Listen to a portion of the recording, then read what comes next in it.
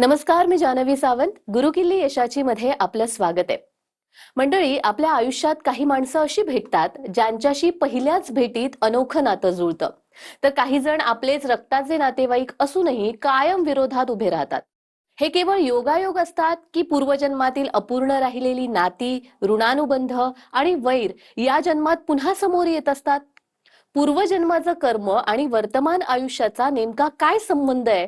ज्योतिषशास्त्र या गूढ प्रश्नांकडे कसं पाहतं, याविषयी आज आपण जाणून घेणार आहोत आणि आपल्याला मार्गदर्शन करणार आहेत आचार्य सुनील कुमार. आचार्यजी, कार्यक्रमात खूप खूप स्वागत. खूप खूप धन्यवाद, खूप खूप आशीर्वाद. तर विषयाला सुरुवात करण्याआधी मी आचार्यजींची थोडक्यात ओळख करून देते. आचार्य सुनील कुमार हे गेली 22 वर्ष भाग्य परिवर्तनच्या माध्यमातून घरातील प्रत्येक अडचणींवर योग्य आणि फलदायी मार्ग दाखवत आलेले असल्यामुळे संपूर्ण महाराष्ट्रासह अमेरिकेत, कॅलिफोर्निया, दुबई पासून देशात दिल्ली, गुडगाव, हैदराबाद, गोवा, इंदौर आणि महाराष्ट्रामध्ये छत्रपती संभाजीनगर, पुणे, नाशिक, मुंबई इथे त्यांची सेंटर्स आहेत. आपणास आपल्या कुठल्याही प्रकारच्या समस्यांवर हमखास उपाय हवा असल्यास स्क्रीनवर दिलेल्या फोन नंबरवर संपर्क साधून आपलं शंका निरसन करून घेऊ शकता. चला तर मग चर्चेला सुरुवात करूया. आचार्यजी, पूर्वजन्माबाबत सगळ्यांनाच कुतूहल असतं. काय असेल आपल्या पूर्वजन्मात, हा प्रश्न सगळ्यांनाच असतो. पूर्वजन्म आणि वर्तमान जन्म यांचा काही संबंध असतो का? ज्योतिषशास्त्र काय सांगतं? खूप चांगला प्रश्न केला तुम्ही. वस्तुतः असं आपण बघतोय की कधी कधी काहीही स्पेशली जे आपला व्यक्तिगत बैर नसताना माणसाला खूप विरोध सहन करावा लागतं. आणि जर आपण याला प्रॅक्टिकली बघितलं तर असं वाटतं की याच्या हे कारण असू शकतो, हा कारण असू शकतो, खूप काही कारण आपल्या मनात येतात. पण जर आपण ज्योतिषशास्त्रानुसार जर बघितलं तर निश्चितपणे जे तुम्ही प्रश्न केला की मागच्या जन्मात जे आपला कुणाशी बैर किंवा कुणाशी प्रीती हे जे राहते त्यानुसार आपल्याला या जन्मामध्ये माणसाला त्या घरात, त्या कुटुंबामध्ये, त्या लोकांसोबत जन्म मिळतोय आणि वेगळे वेगळ्या स्वरूपाने लोक आपला संबंध ते लोक दर्शवतात आणि ते लोक आपल्या आयुष्यात येत आहे. कधी कधी आपण बघितलंय की आपला व्यक्तिगत बैर काहीच नाहीये, पण तरी समोरचा माणसं तुमच्या खूप विरोधाभास करतोय, तुम्हाला खूप ज्यादा तुमच्या विरुद्ध जातोय. तर त्याचे कारण काय? हा निश्चितपणे या जन्माचा तर याच्याशी काही संबंध नाही आहे, पण ज्योतिषशास्त्रमध्ये याचे काही कारक भाव आहेत. जसं मी जर तुम्हाला सांगितलं तर पंचम भाव. पंचम भाव हा एक असा भाव आहे की यानुसार आपण हे बघू शकतो की बाबा या माणसाशी आपली काय प्रीती राहिलेली आहे आणि काय बैर राहिलेला आहे.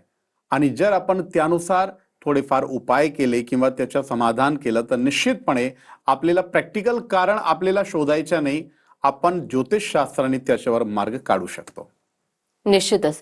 मग जर असं असेल तर आपण हे म्हणू शकतो का की पूर्वजन्मातली आपली एखादी वैरी व्यक्ती ती या जन्मात आपल्या घरातील एखादा सदस्य किंवा आपला जोडीदार किंवा आपला अपत्य म्हणून सुद्धा जन्माला येऊ शकते? निश्चितपणे तुम्ही बघितलं असेल की खूप काही घरात जे आपला जीवनसाथी किंवा जीवनसंगिनी त्यांच्या सोबत नेहमी वाद असणं किंवा नेहमीच विरोधात राहणं, तर याचा अर्थ काय आहे? ठीक आहे, चूक एकदा असू शकते, दोनदा असू शकते, पण नेहमीच म्हणजे 2 वर्ष, 4 वर्ष, 5 वर्ष, 10 वर्ष, 15 वर्ष, 20 वर्ष झाले पण तरी वाद संपलेला नाही आहे. तर याचा अर्थ काय? आणि तुम्हाला काय वाटतं की माणसं प्रयत्न करत नाही? प्रयत्न पण करतो, पण तरी समोरच्या माणसाचा राग जात नाही, समोरच्या माणसं एक बैरी म्हणून तुम्हाला बघतोय, तर त्याच्या कारण काय? निश्चितपणे याचा संबंध तेच आहेत. आणि नंबर 2, घरात कधी कधी जे तुमचे अपत्य, जे तुमची संतती तुमच्या ऐकत नाही आणि तुमच्याशी त्यांचा जर बैरभाव राहतो आणि ते तुमच्या विरुद्ध जात आहे, त्यांच्यामुळे तुम्हाला समाजात अपमान, अपयश सहन करावं लागतं. किंवा कोणताही संबंध असू द्या, कोणताही रिश्ता नाता असू द्या, त्याच्यामुळे जर तुमच्या समाजात तुमचा अपमान, तुम्हाला अपयश भेटत असेल तर निश्चितपणे कुठे ना कुठे याचा संजोग आहेत. आणि जर आपण पत्रिकेनुसार, ज्योतिषशास्त्रानुसार हा विषयावर जर आपण समाधान केलं तर निश्चितपणे आपल्याला शांतता आणि समाधान लवकर मिळतोय. निश्चितच मला याविषयी खरं तर अजून जाणून घ्यायचंय, मात्र प्रेक्षकांमधून फोन आलेला आहे. अमोल मारुती सांगलीहून आपल्याशी जोडले गेलेले आहेत. अमोलजी, माझा आवाज येत असेल तर तुमचा प्रश्न विचारा. हा, येतो येतो. बोला. जन्मतारीख सांगा बेटा. 11/12/1987. आणि जन्म वेळ माहिती आहे? 9:45 रात्री. जन्म ठिकाण? तालुका कासेगाव, तालुका वाळवा, जिल्हा सांगली. कुंडलीमध्ये बेटा चंद्रमा खूप विकट स्थितीमध्ये आलेला आहे. आणि असं म्हणतात आपण, चंद्रमा मनस हो जात चक्षु हो सूर्यो जायत श्रोत्रात वायुष्य प्राणश्य मुखात अग्निरजायत. चंद्रमा ज्योतिषशास्त्रानुसार मनच्या कारक ग्रह आहेत. तर मनात एक तर कॉन्फिडन्स खूप कमी होऊन जातो आणि जे आत्मबल आहे ते आत्मबल राहत नाही, कोणतीही इच्छाशक्ती जागृत होत नाही आणि सगळ्यात महत्वाच्या मानसिक रूपेण माणसं खूप भीतीत राहतो. तर काही मानसिक भीती बेटा तुम्हाला वाटते अशी, म्हणजे तुमचा आत्मविश्वास कमी झालेला आहे, तुम्हाला काही मानसिक भीती वाटते आजकाल? हो हो, बरोबर आहे, अगदी बरोबर आहे. मानसिक भीती वाटते ना?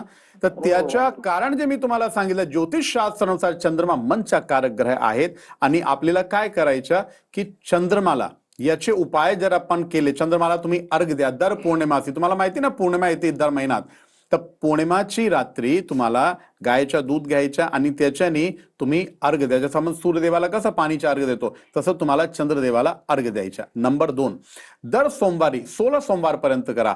ते तांदूळची 3 मूठ ते महादेवच्या पिंडवर अर्पित करायचे तुम्हाला. आणि नंबर 3, दर प्रदोष आला की प्रदोषच्या दिवशी आणि प्रदोष काळात म्हणजे संध्याकाळी तुम्हाला बेलपत्र 21 बेलपत्र घ्यायचं, त्याच्यावरती पांढरं चंदन लावा 3ही पानावर आणि मग तुम्हाला महामृत्युंजय मंत्र बोलून ते तुम्हाला शिवलिंगवर म्हणजे पेंडवर सोडायचं. हे करून निश्चितपणे जे मनात भीती आहेत निश्चितपणे ते जाणार. आणि मला एक अजून सांगा, घरात काहीतरी वास्तुदोष पण वाटतंय कुंडली अनुसार पत्रिकेनुसार, तर तुम्हाला घरात पण असं काही वाटतं की जसं घरी गेल्यावर तुमच्या मन लागत नाही आणि घरी गेल्यावर एक स्वास्थ्य पण अनुकूल तुम्हाला दिसत नाही, असं काही वाटतं का तुम्हाला? हा साहेब, सर स्वप्न पडतात. स्वप्न पडताय? हो, स्वप्न घरात पडतात. जरा चिडचिड होते घरात पण, आणि स्वप्न विचित्र पडतात. विचित्र स्वप्न? कसे स्वप्न पडतात बेटा? म्हणजे असंच ते काहीतरी कशाचा वास आहे घरामध्ये. हा हा. आणि जमिनीतून आवाज पण असा धाप धाप येतोय. हा, मला म्हणजे माझ्या विचारायचा अर्थ असा आहे का एक स्वप्न तुम्हाला परत परत दिसतोय का? हा, एक स्वप्न परत परत दिसतोय. आणि हा स्वप्न कसं, म्हणजे कसं स्वप्न दिसतो तुम्हाला परत परत? म्हणजे तेच की असं एकदम स्वप्नात काहीतरी असं विचित्र, हा, काहीतरी आपल्या घरात शक्ती आहे त्या अशा विचित्र. ठीक आहे. एक काम करा तुम्ही, घरातला जे ईशान्य कोण आहे म्हणजे नॉर्थ ईस्ट उत्तर पूर्व कोण जे आहेत ना, तर तिथे तुम्ही थोडंसं बघा, तिथे काहीतरी नकारात्मक वस्तू दिसतंय की नकारात्मक वस्तू ठेवलेली आहे, त्याच्यामुळे घरातला वातावरण नेगेटिव्ह होऊन जातो. आणि नंबर 2, जेव्हा तुम्ही झोपताय ना, तर झोपताना ते डोक्यावर तुम्ही कोणतीही अशी वस्तू ठेवू नका की ज्याच्यामुळे तुम्हाला त्रास होणार. म्हणजे वस्तू म्हणजे औषध किंवा काही असे कागदपत्र किंवा काही अशी वस्तू जे खंडित वस्तू आहे ते डोक्यावरती ठेवायच्या नाही. तर हे तुम्ही एकदा चेक करा. आणि ईशान्य कोण जे घरच्या उत्तर पूर्व कोण आहे ना, त्याला एकदम व्यवस्थित करा. तिकडे फक्त आपला देवाचं स्थान पाहिजे, दुसरा काहीही नको. तर तेवढा तुम्ही चेक करा. आणि हे केल्यानंतर जे तुम्हाला 3 उपाय सांगितलेले आहे ते उपाय केल्यानंतर तुम्हाला हे त्रास होणार नाही, मनात भीती राहणार नाही. खूप खूप आशीर्वाद. तर मंडळी, अमोलजींना त्यांच्या प्रश्नाचं उत्तर मिळालं असेलच. तुम्हालाही जर अशा काही समस्या असतील तर स्क्रीनवर दिलेल्या फोन नंबरवर नक्की संपर्क करा. आचार्यजी, एखाद्या व्यक्तीसोबत कारण नसताना वारंवार मतभेद होतात, तर याचा काही पूर्वजन्माशी संबंध असतो का? हो, निश्चितपणे. मी आधीच सांगितलं की जर तुमच्या काही प्रॅक्टिकली काही वाद नाहीये, म्हणजे तुम्ही त्याचे काही पैसे घेतलेले नाहीये किंवा त्याच्याशी काही बैर नाहीये, काही शत्रुता नाहीये, आणि पण तरी समोरच्या माणसं कधी कधी बघितलं असेल की आमची कुणासोबत खूप मित्रता आहेत, म्हणजे मित्रता राहिली 2 वर्ष 4 वर्ष आणि नंतर तो तुमच्या बैरी होऊन जातो. तर याचा अर्थ काय? हा निश्चितपणे पूर्वजन्माचा संबंध. आणि नंबर 2, कधी कधी तुम्ही बघितलं असेल की आपली काही कुणासोबत पार्टनरशिप झाली, व्यापारमध्ये आपण पार्टनरशिप केली आणि खूप व्यापार चांगला चालत होता. 4 वर्ष 5 वर्ष 10 वर्ष 15 वर्ष खूप चांगला व्यापार तुमचा चालला आणि 15 वर्षानंतर अचानक त्या व्यक्तीच्या माध्यमातून तुमच्या सगळं गंडागोळा झाला, म्हणजे ते सगळे पैसे गेले, तर आणि तुम्ही एकदम बर्बादीच्या रस्त्यावर आले, याचा अर्थ काय? तर निश्चितपणे म्हणजे जे तुमचा संबंध सुरू राहतो ना, म्हणजे संबंध सुरू असताना निश्चितपणे त्याच्यामध्ये प्रीती राहते, पण नंतर जे बैर उत्पन्न होतो ना, तर त्याच्या मूल कारण हाच आहे. आणि हे जर आपण पत्रिकेनुसार जर थोडंसं याच्यावरती आपण लक्ष दिला, तर निश्चितपणे तुम्हाला आधीही हे कळू शकतो, तर तुम्हाला नंतर त्रास होणार नाही. अगदीच. पण आचार्यजी, सासर माहेरच्या नात्यामध्ये तणाव बऱ्याच वेळा बघतो आपण. पण काही काही वेळा आपण बघतो की आई वडिलांचं मुलाशी पटत नाही किंवा भावंडांचं सुद्धा पटत नाही. तर यामागे पूर्वजन्माचे काही संकेत असू शकतात का? हे तर तुम्ही खूप कमी विचारलं. आजकाल असं पण म्हणजे दिसू लागलेलं आहे की कधी कधी ते भाऊ भाऊंमध्ये एकमेकाला ते कधी कधी मृत्यूपर्यंत जावं लागतं, म्हणजे त्या माणसामुळे. तर याचं कारण काय? आणि नंबर 2, इतके चांगले चांगले नाते, म्हणजे त्याच्यामध्ये प्रीती राहिली पाहिजे, प्रेम राहिला पाहिजे, पण प्रीती प्रेम अपेक्षा खूप वैरभाव, विरोधाभास. तर याचा अर्थ निश्चितपणे कुठे ना कुठेतरी आपला आदी संस्कार, जे आदी संस्कार जे आलेला आहे, आणि जोपर्यंत तो संपत नाही तोपर्यंत निश्चितपणे हा संस्कार जीवित राहतो. पण जर तुम्हाला या जन्मामध्ये तुम्हाला तुमचे कर्म सुधारायचं आणि हा गोष्टींना जर तुम्हाला पुढे घेऊन जायचं नाही, तर हा बैर निश्चितपणे ते संपायचे आणि कुणालाही त्रास देणं हा तुमच्या कर्म 100% बिघडणार. आणि जर तुमच्यावर अशी वेळ आलेली आहे, तर निश्चितपणे कुंडलीमध्ये याचे खूप कारण असतात. त्या कारणावर जर आपण निवारण केला, तर तुम्हाला हे त्रास सहन करायचे नाही. मग कुंडलीमध्ये असे कोणते ग्रह किंवा योग असतात की जे आपले पूर्वजन्माची अपूर्ण नाती किंवा आपलं कर्मबंधन हे सगळं दाखवतात? जसं मी आधी सांगितलं, पंचम स्थान जर असेल तर पंचम स्थानुसार संततीशी बैर, म्हणजे तुमच्या त्यांच्याशी बैर दाखवतो. जर सप्तम स्थान बघितलं तर तुमचं दंपती, म्हणजे जे तुमचं जीवनसाथी, तुमची जीवनसंगिनी, त्यानुसार म्हणजे त्याच्या सोबत तुमच्या बैर दाखवतो. आणि भाग्यामध्ये कधी कधी जर क्रूर ग्रहांचा अभिशाप आहे, तर याचा अर्थ असा आहे की आम्ही मागच्या जन्मामध्ये निश्चितपणे कोणी गुरु, आचार्य, ब्राह्मण या लोकांच्या कुठे ना कुठेतरी आपल्यावर अभिशाप आहे, श्राप आहे, म्हणून आपल्याला हे त्रास येतोय. आणि सोबत एक राहू आणि केतू हे दोन्हीही ग्रह ते छायाग्रह आहेत. तर जर यांची पीडा पण जर तुम्हाला लागलेली आहे, तर निश्चितपणे हा पण एक सारखा श्राप असतो. तर ह्या 2 ग्रहानुसार आणि जे मी तुम्हाला कुंडलीचे भाव सांगितले त्या भावानुसार तुम्हाला हे कळू शकतो की बाबा आपली काय चूक अशी झालेली आहे की आपल्याला या जन्मात इतका त्रास सहन करावा लागतो. आचार्यजी, आणि आपण बघतो की काही व्यक्ती अशा असतात ना, ज्या आपल्याला पहिल्यांदाच भेटतात आणि पहिल्याच भेटीत त्या इतक्या जवळच्या वाटायला लागतात. तसंच काही व्यक्ती अशाही असतात की त्यांच्याबद्दल आपल्याला काहीच माहित नाही, पण नकारात्मक भावना निर्माण होते पहिल्या भेटीतच. तर याचा ज्योतिषशास्त्रामध्ये कसा अर्थ लावाल? हे बघा, जर आपली जसं तुम्ही एक प्रश्न केला की कोणी कोणी आपल्याला पहिल्या भेटीत आपलं असं वाटतो की बाबा याच्याशी आपला काही ना काही म्हणजे काही असा संबंध आहे का, पूर्वजन्माचा काही संबंध आहे, तर कधी कधी हा एक षड्यंत्र पण असू शकतो की समोरचा माणूस तुमच्या सोबत षड्यंत्र करतोय आणि त्यावेळी तुमचा टाइम बरोबर नाहीये, म्हणजे तुमची पत्रिकेची जे दशा आहे ते बरोबर नाहीये आणि ते तुम्हाला त्यावेळी तुम्हाला काहीही कळलं नाही. आणि नंतर जेव्हा तुमचं चांगलं आलं, तुमचा टाइम थोडासा जबरदस्त आला, मग तुम्हाला हे सगळे षड्यंत्र कळताय, पण तोपर्यंत खूप प्रॉब्लेम होऊन जाते. नंबर 2, जे तुम्ही प्रश्न केला की कुणी भेटलं आणि आपल्याला लगेच असं वाटतं बाबा याच्याशी आपलं जमणार नाही, आणि आपण कधी त्याच्यासोबत कधी भेटलो नाही, कधीच नाही, पहिली मुलाखती आपल्याला असं वाटतं की नाही याच्यासोबत आपला जमणार नाही. याचं कारण काय? तो ऍक्च्युअल मध्ये तो माणूस तुमच्यासाठी बरोबर नाही आहे आणि तुमची पत्रिकेमध्ये दशा तुमची चांगली आहे, बुद्धी तुमची चांगली आहे. म्हणजे त्या माणसाशी भेटल्यावर तुमची बुद्धी, तुमचा विवेक, तुमची पत्रिकामध्ये, कारण की तुमचे ग्रह एकदम बरोबर आहे, चालू आहे, म्हणून तुमची बुद्धी आणि विवेक काम करतोय असं तुम्हाला वाटतं. आणि जर बुद्धी विवेक काम नाही करत आणि दशा पण बरोबर नाही आहे, मग कधी कधी समोरच्या माणसाच्या षड्यंत्र काम करून जातो. म्हणजे पहिल्याच भेटीत आपल्याला जवळ वाटणारी व्यक्ती ही आपल्या जवळचीच असेल असं नाही. नाही. निश्चितच. शिक्षकांचा फोन आलेला आहे. मनोहर पाटील लातूरहून आपल्याशी जोडले गेलेले आहेत. मनोहरजी, माझा आवाज येत असेल तर तुमचा प्रश्न विचारा. हा, येते सर. बोला. माझा एक नातू आहे सर 4 वर्षाचा. हो हो. हॅलो. हा बोला बोला, आवाज येतो. हो. माझा मुलगा आहे सर 4 वर्षाचा. हा हा हा. तरी जास्त होत आहे, सारखं क्रॅकपणच करते, सारखं किरकिर. बरेच दवाखाने झाले, हॉस्पिटल मोठमोठे झाले, बरेचसे ठिकाणी असं खाजगी काही दाखवलं, पण त्याला काही कुठंच कमी होईना गेले सर. बरोबर बरोबर. मला त्याची जन्मतारीख सांगा एकदा. हा सर 29 हा. 29/10/22. आणि जन्म वेळ माहितीये? हा आहे सर. हा. सायंकाळी 4:45 वाजता. जन्म ठिकाण? उदगीर हॉस्पिटल, ममता हॉस्पिटल म्हणून आहे सर.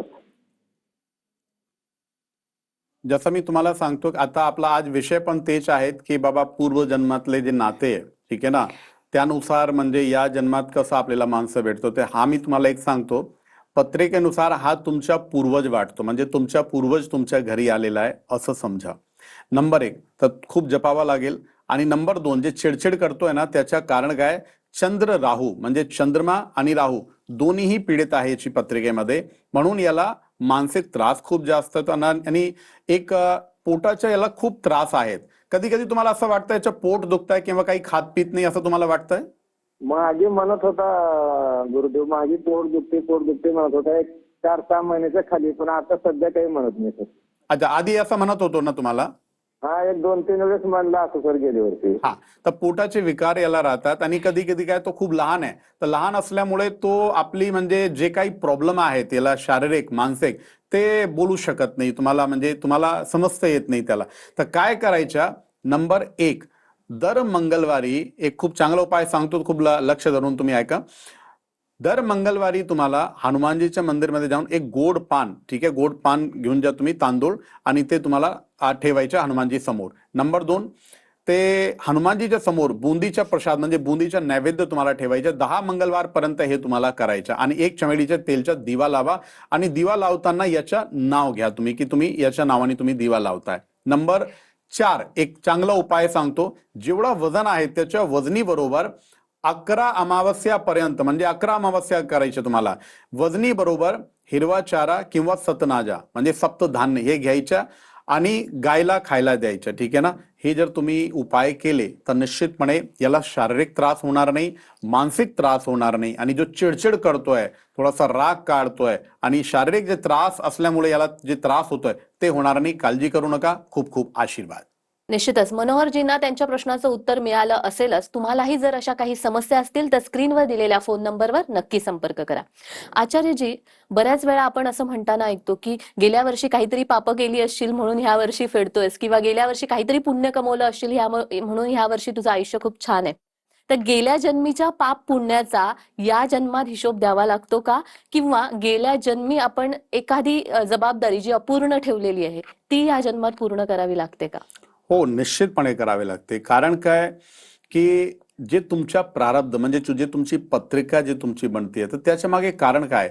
एक माणसं जन्म झाला की लगेच तो करोडपती बनून आला, म्हणजे त्याचे आई वडील म्हणजे खूप श्रीमंत परिवारामध्ये त्याचा जन्म झाला करोडपती. आणि एक माणसं याचे वडील रिक्षा चालवत आहे आणि त्या घरी जर त्यांनी जन्म घेतला, त्याचा अर्थ असा की त्याला आधीपासून संघर्ष करावा लागेल. त्याच्या मागे कारण काय? आणि सगळ्यात महत्वाचं की जन्म झाला आणि जन्म झाल्यापासून माणसाला खूप सुख, समृद्धी, आनंद, पैसे आणि खूप चांगले संबंध, चांगलं यश, हे सगळं काही मिळतं. याच्या मागे कारण काय? काही ना काही पूर्वजन्मात जे तुम्ही पुण्य केले असेल त्याचं फळ तुम्हाला या जन्मात मिळतोय. आणि कधी कधी तुम्ही बघितलं असेल की माणसाचा जन्म झाला आणि त्याच्या काही अंगविकल आहेत किंवा शारीरिक रोग आहेत, की जन्म झाला की लगेच दुसऱ्या दिवशी सर्जरी, डॉक्टर सांगता बाई याची सर्जरी करावी लागेल. म्हणजे याच्याकरता आता तर त्यांनी म्हणजे पूर्णपणे जग पण बघितलं नाही. आता जस्ट डोळे उघडले आणि डॉक्टर असं सांगताय की याची सर्जरी करावी लागेल. त्याचा अर्थ काय? तो कष्ट कशाला भोगताय? म्हणजे काही ना काही त्याचे कर्म आहेत आणि त्या कर्मानुसार जे प्रारब्ध जे त्याला मिळालं ते भोगावाच लागणार.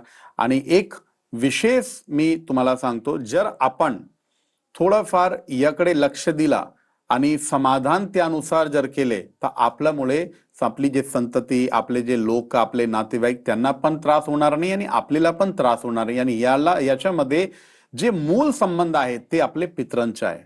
म्हणजे जर आपण पितरांना थोडंसं आपण लक्ष दिला, आजकाल मी स्वतः बघतोय लोक पितरांकडे काही लक्ष देत नाही. जेव्हा पितृदोष आला मग ते जाऊन कुठे ना कुठेतरी शांती वगैरे करताय. पण तुम्ही पितरांना प्रसन्नतेसाठी तुम्ही काहीतरी करा.